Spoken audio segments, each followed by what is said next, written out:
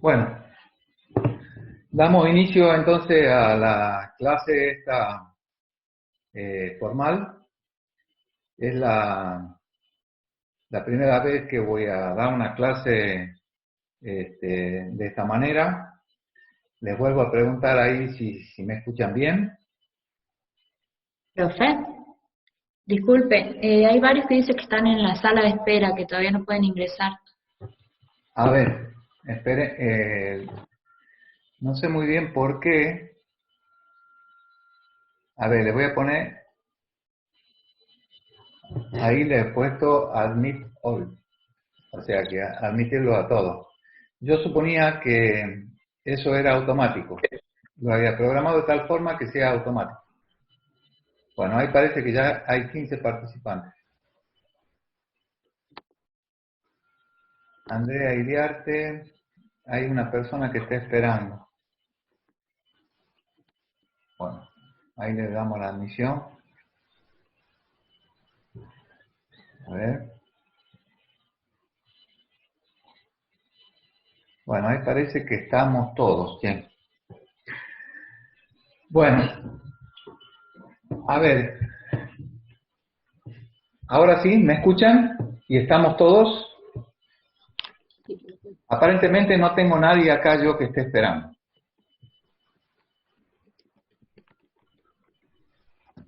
Bueno, André Iriarte, que tiene el micrófono sin apagar, me puede contestar. Adrián Saldaño, ¿me están escuchando o no? Sí, profe. Bueno, al pelo. Bueno, entonces, ustedes me hacen notar si es que hay alguien que quiera participar y que no está admitido. En principio yo había programado esto de tal forma que puedan entrar y salir cuando quieran, pero evidentemente no soy muy hábil para estas cosas y estoy aprendiendo. Y bueno, si hay algún error les voy a pedir disculpas y todos tenemos que tratar de ser un poco pacientes para tratar de que podamos llevar adelante esta clase en estas circunstancias. Bueno, lo primero que les quiero decir que, como siempre, es un placer poder estar dando clases.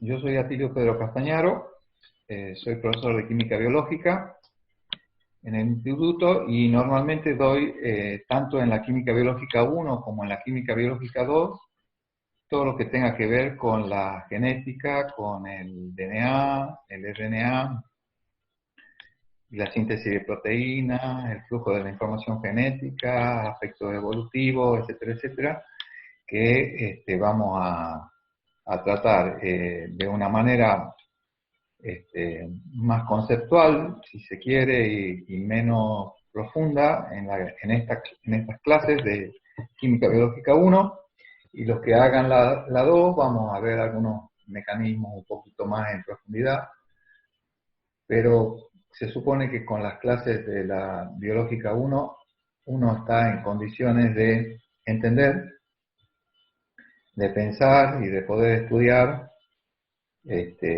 otros aspectos que tengan que ver con la genética, con la biología,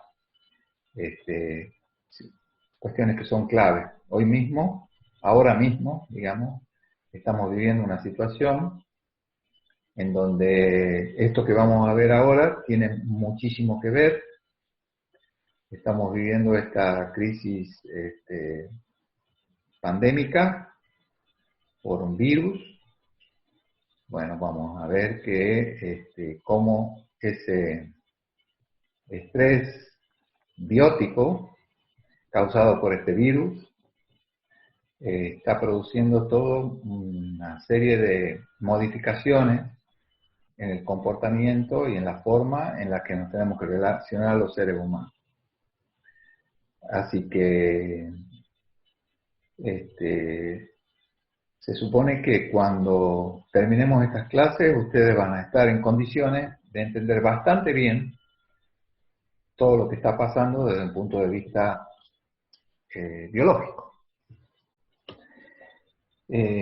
Bueno, yo he querido dar estas clases así en vivo porque me parecía que era la mejor forma para para que sea lo más parecido posible a las clases presenciales que normalmente damos ahí en el anfiteatro, en las aulas de química biológica de la facultad, en la calle Chacabuco.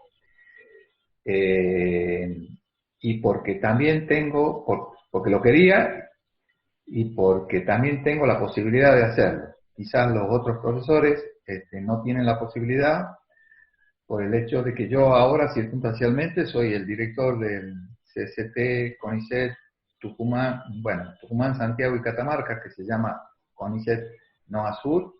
Si yo apago mi video, muy probablemente ustedes vean ahí el loguito. Y como soy director, tengo acceso a salas Zoom de este tipo, en la cual puedo intercambiar con muchísima gente y entonces eso me da la posibilidad circunstancial de que podamos armar este tipo de clases en vivo, que a lo mejor los otros profesores no lo pueden hacer y tienen que grabarlas las clases y subirlas. Yo, de todas formas, esta clase se está grabando de tal manera que luego sean subidas al campus y puedan acceder gente que no haya podido estar en la clase. Eso. Apaguen los micrófonos mientras no hagan preguntas o no hablen para que no haya interferencia. Bueno, ¿cómo pretendo que sea la modalidad? Tenemos que tratar de hacer que la clase esta sea lo más parecido a una clase presencial. Entonces, yo voy a empezar explicando y después que termine la explicación, les voy a preguntar si han entendido y ustedes vamos a abrir un pequeño espacio de preguntas. Y bueno, y eso, vamos a tratar de hacer de cuenta que estamos en una clase presencial.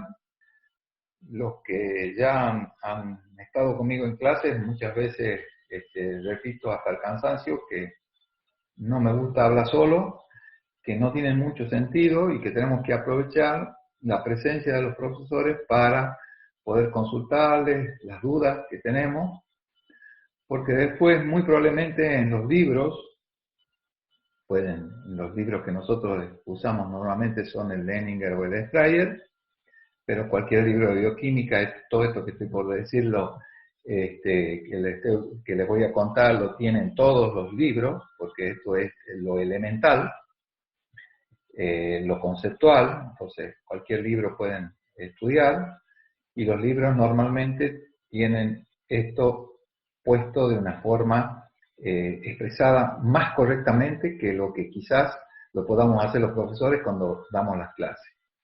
Sin embargo, la ventaja que tienen los profesores o que tenemos cuando damos las clases es que uno puede consultarle si algo no entiende y podemos discutir, ver qué están entendiendo, qué están pensando y de esa forma llevarse una aproximación, un entendimiento más claro para que les permita luego poder estudiar mejor, con más tranquilidad y entender bien cuando estén estudiando.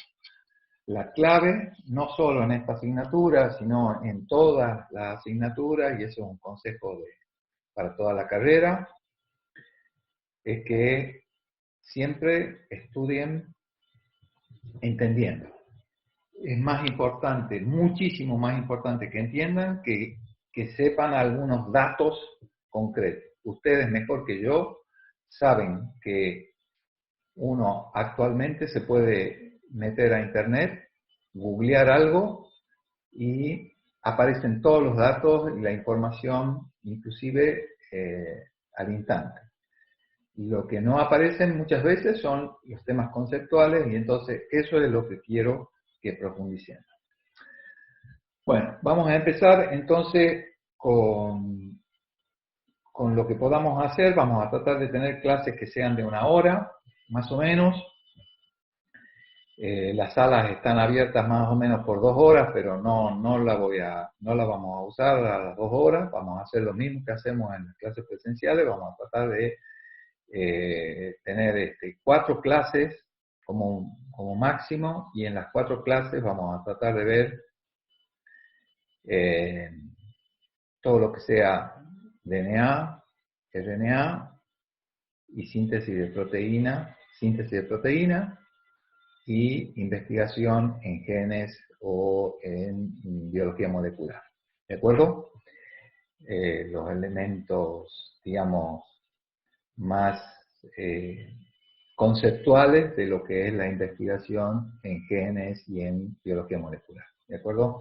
Después las técnicas, para saber cada una de las técnicas, hacerla y todo lo demás, lo pueden ver en otras asignaturas. Pero de esta forma van a poder ver claramente el concepto que les permita luego entenderla en profundidad y estudiarla e inclusive llevarla a cabo a una técnica determinada de ingeniería genética, biología molecular, investigación en genes, o como le queramos llamar a ese tipo, o también se le llama tecnología del DNA recombinante, etcétera, etcétera.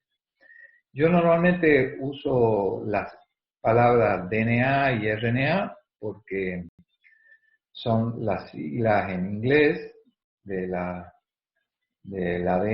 y el ARN, pero no porque me encante, sino porque así le he aprendido y porque son siglas casi internacionalmente en el lenguaje de la bioquímica, son prácticamente como se usan. Sin embargo, ustedes pueden usar ADN y ARN perfectamente, o sea, la traducción de las siglas al español. Yo todo lo que pueda traducirlo lo voy a traducir, y cuando haya alguna cosa que no se puede traducir, porque normalmente se usa en la jerga y en la palabra inglesa, se lo voy a hacer notar, y si me pasa, ustedes me lo preguntan y lo charlamos un poquito ese tema también. Bueno, creo que con esto estamos con una introducción. No sé si me quieren hacer algún tipo de pregunta antes de que empecemos específicamente a hablar del ADN y empiece a compartir la pantalla.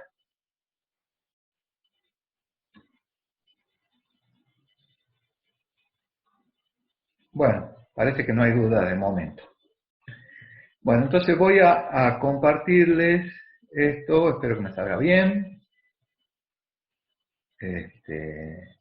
Vamos a ver. Esperen un poquito. Voy a poner en modo presentación esto. No. Acá está. Profesor, hay una compañera que pregunta si los PDF se van a subir al campus. Sí, se van a subir totalmente, lo dije hace un ratito. Estas clases se van a subir enteritas. Cada una de las clases van a quedar en el campus y la van a poder consultar luego. ¿De acuerdo? Ahí están viendo el...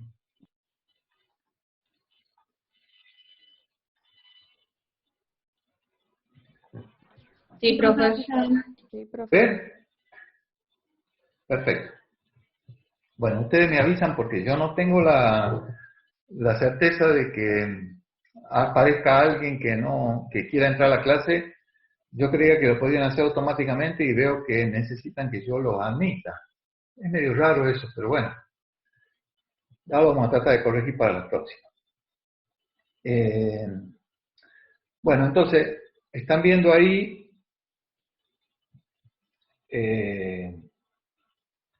un esquema de lo que es la molécula de DNA o de ADN, y quiero que esta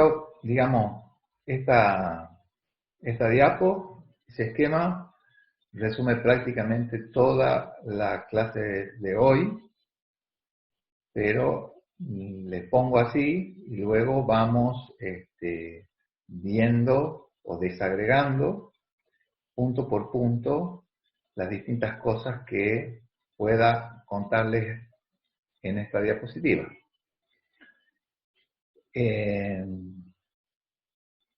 La molécula de ADN es un polinucleótido que tiene dos cadenas. Esas cadenas están unidas entre sí, digamos, cada nucleótido se une entre sí a través de un enlace fosfodiéster. Las cadenas son antiparalelas, o sea, que van en sentidos contrarios. Esto tiene, acá está puesta en un plano, no se nota, pero esto tiene una forma helicoidal, o sea, las cadenas están entrelazadas. Esas cadenas están unidas entre sí a través de bases nitrogenadas que forman puentes hidrógenos entre la base de una de las cadenas con la base de la otra cadena. Esos nucleótidos están formados por un azúcar. Ese azúcar está esterificada en uno de sus carbonos por un fosfato y en otro por un grupo oxidrilo, y luego están unidas a la base nitrogenada. La estructura de fosfatos, que ahí están las redondelitas esas, muestran los fosfatos. Esto muestra la pentosa, que es el azúcar. Esa estructura es una estructura que es como los bordes de una escalera. Eso tiene el plano es un plano así, paralelo, y las bases están perpendiculares al plano, unidas a cada uno de los azúcares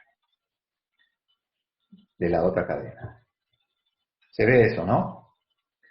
Bueno, entonces, esta estructura, el haber determinado esta estructura esquemática del ADN, ya vamos a ir profundizando, es lo que da el inicio de la biología molecular, de la genética molecular, en definitiva, del entendimiento de cómo se transmiten los caracteres de una generación a otra y qué es, en definitiva, bioquímicamente, en dónde reside la información, dónde reside, cómo se transmite la información, cómo es el flujo de la información, en definitiva, cómo es la herencia, que es clave para el proceso de la vida. Porque todo, o prácticamente todo, está determinado por ese componente, por esa molécula que a su vez interacciona con el ambiente y produce lo que es la resultante, que es cómo se hereda algo, cómo se manifiesta algo, cómo funciona la vida en definitiva. Vamos a pasar a la siguiente diapositiva. Y entonces hablamos ahora de la estructura de un nucleótido. Aquí estamos viendo la pentosa. Siempre que hablemos con el prefijo prima, estamos hablando de los carbonos del azúcar, de la pentosa. Aquí está el carbono 1, 1', 2', 3', 4' y 5'. ¿De acuerdo? Entonces esa pentosa se esterifica hacia el 5' con un grupo fosfato, y el carbono 1 está unido en una unión que se llama N-glicosídica con el nitrógeno, con un grupo amino de la base nitrogenada, que puede ser púrica, de origen púrico o pirimidínico. Cuando están estos tres componentes, tenemos un nucleótido. Si no tenemos la base, tenemos un nucleósido. O sea, el fosfato y el azúcar forman el nucleósido. Este azúcar, esta pentosa, se llama ribosa. Y es el azúcar de donde deriva la desoxirribosa. La desoxirribosa le falta un átomo de oxígeno en este oxidrilo que está aquí pintadito de rojo, o sea, en el 2' oxidrilo. Esta azúcar, así como está, con el oxidrilo ahí, es el azúcar del RNA, o sea, del ácido ribonucleico. El DNA, el ácido desoxirribonucleico, es cuando el azúcar la pentosa, no tiene el oxígeno este. Ahí hay una persona que dice que necesita admisión. Ahí le hemos dado la admisión. Bien.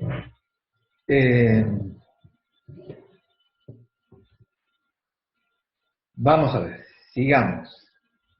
Bueno, una de las cosas que también me gustaría ver de esta diapositiva es que la base siempre se ubica por arriba del plano del azúcar, que se conoce con el nombre de posición beta. Se supone que todo esto que les estoy contando ustedes ya lo han visto en química orgánica, con lo cual esto es un repaso, pero yo voy a hablarles fundamentalmente de cómo esto se articula, estos átomos y estas moléculas se articulan para ser el lugar donde reside la información genética y por lo tanto la herencia y la vida, la posibilidad de la vida. Bien, no sé quién tiene ahí el micrófono sin apagar, pero se lo escucha toser. Así que les pido que si no hay preguntas, si quieren hacer alguna pregunta, hagan, y si no pasamos, yo les diría que me dejen pasar a la otra diapositiva y luego vamos a las preguntas, para que no sé cómo hago para pasar a la otra diapositiva. Ahí está. Bien. Acá vemos dos tipos de bases nitrogenadas. Las pirimidínicas, la pirimidina y la purina. De estas dos bases nitrogenadas descienden o son los precursores de las bases nitrogenadas, tanto del DNA como del RNA. ¿De acuerdo? Vean que la que tiene un nombre más corto, la purina, tiene mayor número de átomos, mientras que la que tiene un nombre más largo, eso es una regla mnemotécnica, las pirimidínicas, tienen un menor número de átomos. Aquí tenemos arriba las dos bases que son purinas o bases púricas derivadas de la purina. Son la adenina y la guanina. ¿De acuerdo? Luego le vamos a llamar simplemente A y G. ¿De acuerdo? En la parte de abajo de la diapositiva están las tres bases pirimidínicas, las más pequeñas, las que tienen menos átomos en sus moléculas. Y tenemos la citosina, la timina y el uracilo. El uracilo reemplaza a la timina en el RNA. Las dos bases de el DNA pirimidínicas son la timina y la citosina. Y en el caso del RNA, el uracilo reemplaza a la timina. Entonces, también les quiero mostrar cómo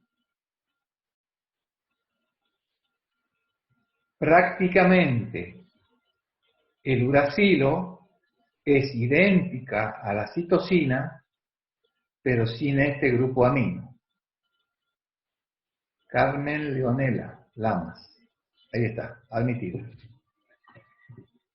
Bueno, entonces,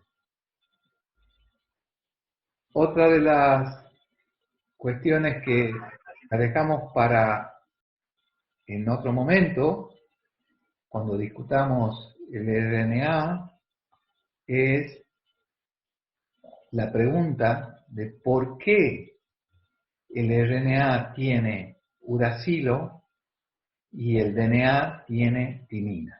¿De acuerdo? Acuérdense de preguntarme eso si se me olvida contarles. A ver, para. Ahí está. Ahí está la otra. Vamos a ver. ¿Qué estoy haciendo? Ahí está. Esperen un poquito que saque esto de acá porque yo no la veo bien. Ahí está. Bien. ¿Qué estamos viendo aquí? Estamos viendo los desoxirribonucleótidos.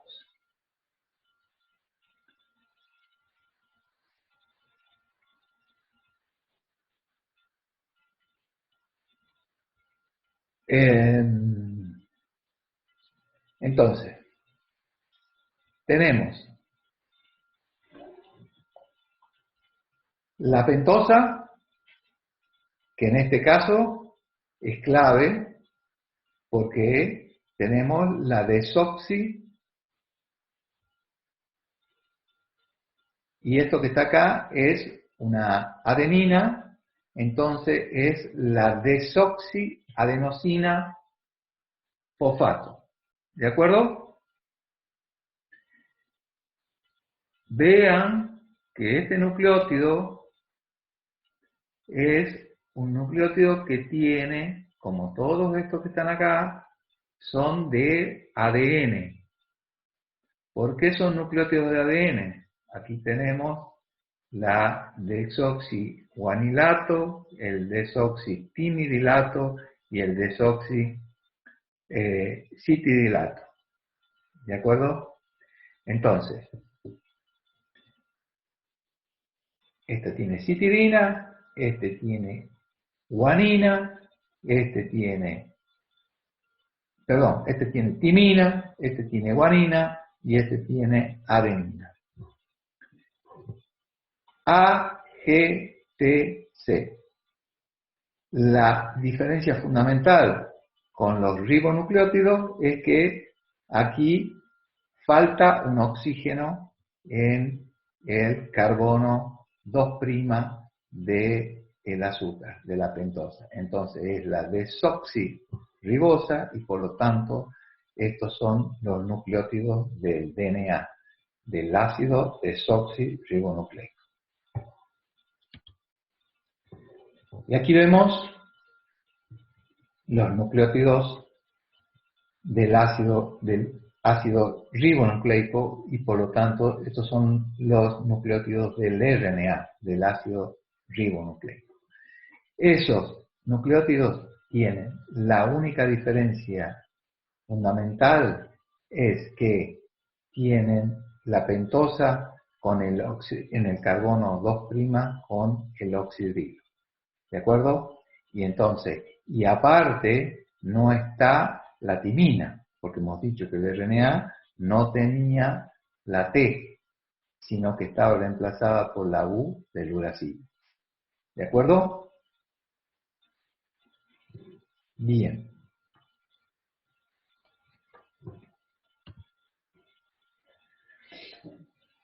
Ahora,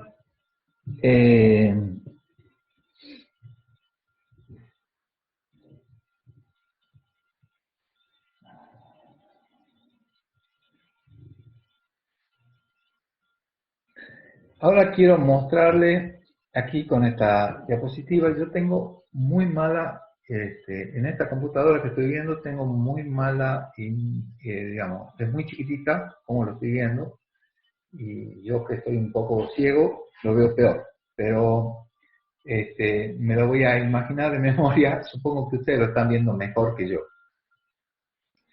Profe, ahí le puede hacer zoom a la diapositiva, abajo a la derecha. A ver, abajo a la derecha. Ahí aparece el rango. Espera un poquito. Que está bien. Espera un poquito porque yo... espera que mueva esto. Ah, bien. Ahí. A ver, espera, ¿dónde pongo esto? Ahí. Ahí está, buenísimo. Sí, es que para colmo lo tenía tapado porque lo tenía tapado por la imagen de lo que nos vemos nosotros, digamos. Bien, ahí está. Ahora sí. Bueno, entonces, a la izquierda está el DNA. Ustedes ven igual que yo, ¿no? Claro, ustedes ven exactamente igual que yo. A la izquierda está el DNA, una cadena de DNA, y a la derecha está una cadena de RNA. Entonces, vemos que la secuencia es, en el caso del DNA, A, T, G, C.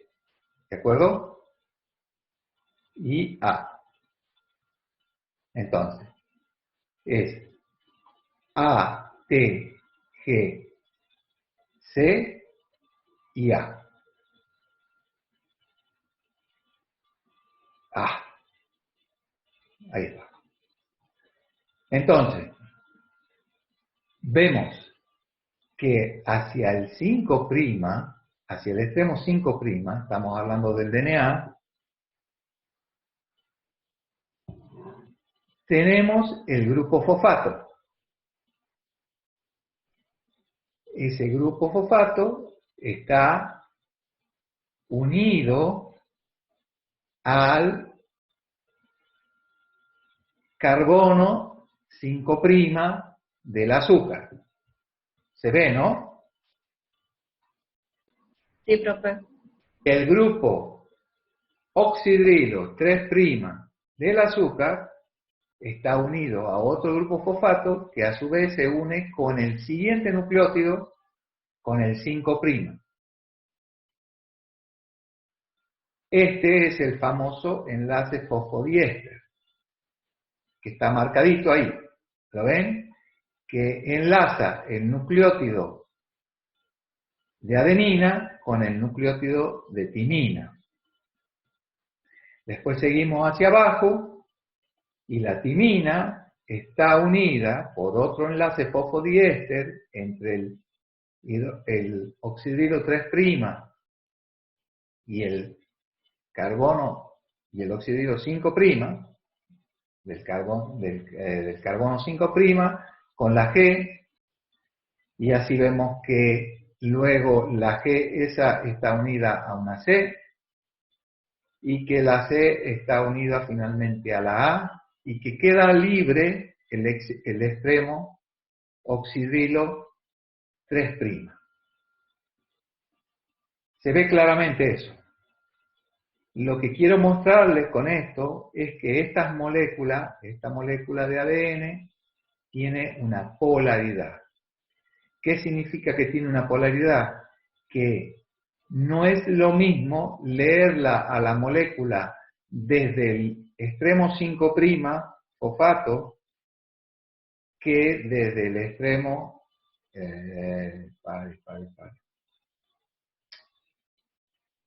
me parece que no lo voy a tener que hacer así, lo voy a tener que hacer con esto. Que desde el extremo 3' oxidrilo. Si yo leo desde abajo hacia arriba, leo A, C, G, T, A. ¿No es cierto? Y si leo desde arriba hacia abajo, o sea, desde el 5' al 3', leo A, T, G, C, A. No da igual, por lo tanto, leerlo de un lado que del otro. Por eso es muy importante que se den cuenta qué significa eso de la polaridad. Siempre van a encontrar hacia un extremo un fosfato 5' y hacia el otro extremo un oxidrilo 3'. Por convención, siempre que escribimos un DNA, lo escribimos en el sentido 5' y 3'. Y no especifica lo mismo, no lleva la misma información un DNA que se lea desde el extremo oxidrilo al 5' que se lea del 5' al 3'. Eso es lo que significa la polaridad de la molécula y es muy importante que lo vean y ya lo vamos a terminar de estudiar con tranquilidad. Ahora pasemos a ver esto mismo, pero en el RNA. El RNA normalmente es monohebra. Puede haber RNA doble hebra, pero lo normal es que sea monohebra. En cambio, el DNA, ya hemos visto en la primera diapositiva que el DNA, esquemáticamente, el DNA era doble hebra. ¿De acuerdo? Entonces, en cambio, en el RNA es monohebra. Lo que estamos viendo ahí, que empieza por U, sigue por G, C, creo que dice ahí, y A, y termina en A, es exactamente lo mismo, nada más que casi siempre está en monohebra. Entonces, vemos que también tiene una polaridad, el fosfato 5' y el oxidrilo 3', nada más que en todos los casos, la pentosa esta es la ribosa y es el azúcar que tiene el OH, o sea que tiene el átomo de oxígeno que le faltaba a la desoxirribosa del DNA. De nuevo, la polaridad es fundamental porque no es lo mismo leer este RNA diciendo UGCCA que ACCGU.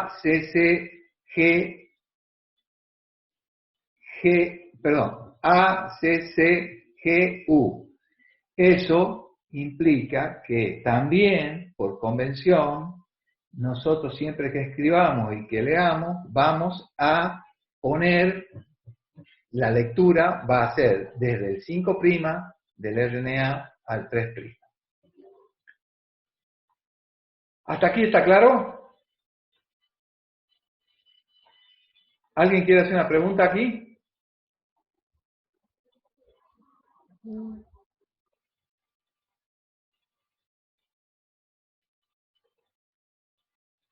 Bueno, parece que no. Vamos a seguir.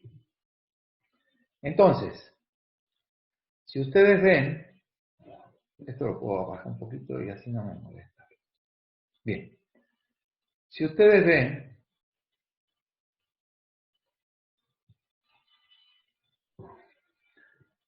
esto lo podríamos escribir así, para simplificarlo, donde la letra A, C, G, T y A indica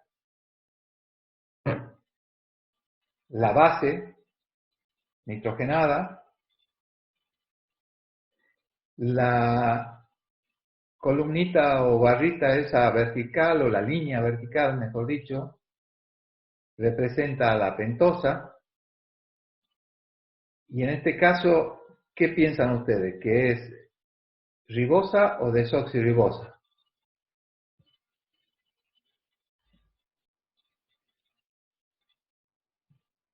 Contesten.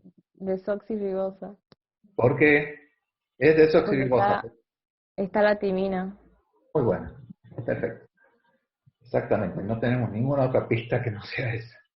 Entonces, la desoxirribosa en su oxidilo 3' está esterificado. Bueno, primero, hay un fosfato que está esterificando el oxidilo 5', que es la parte más abajo de la línea que muestra a la desoxirribosa. Hacia el medio de la línea, por convención, tenemos el oxidilo 3' que está formando un doble enlace con el grupo fosfato que se llama enlace fosfodiéster, y está esterificando el 5' del otro nucleótido que lleva la C. ¿De acuerdo? Esta es una forma también de esquematizar un DNA. Aquí tienen el 5' fosfato y el extremo 3' oxidilo. Pero resulta que podemos simplificarlo más todavía. Podemos simplemente escribir esto. O sea, escribir... Es que esto no está en modo de presentación, no sé por qué me pasa esto, pero bueno, no importa. No voy a cambiar nada porque no vaya a ser que toque algo y después no pueda volver a esto. Puedo escribir simplemente A, C, G, T y A, y ya estoy escribiendo un fragmento de una molécula de DNA.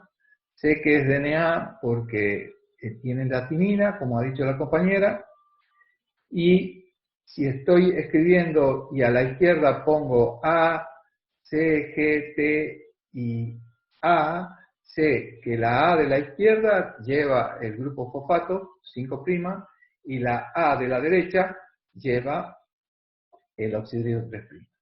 O sea que si yo les dicto a ustedes, escriban una secuencia determinada y les digo, por ejemplo, escribamos G, T, C, A, ustedes ya saben que si yo les he dicho así, y he empezado con GG, la primera G está unida a un fosfato 5'. Y la última A está unida a un oxidilo 3'. ¿Se entiende eso? ¿Está claro para todos? Sí, profe. Bueno.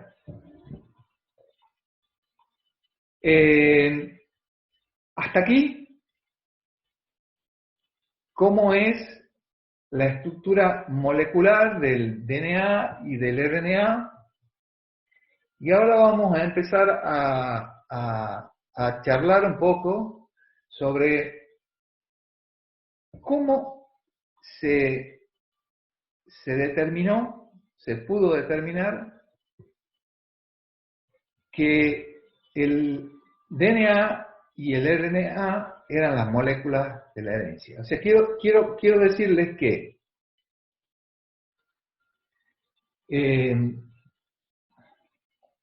todas las células y algunos virus tienen como molécula de la herencia el DNA.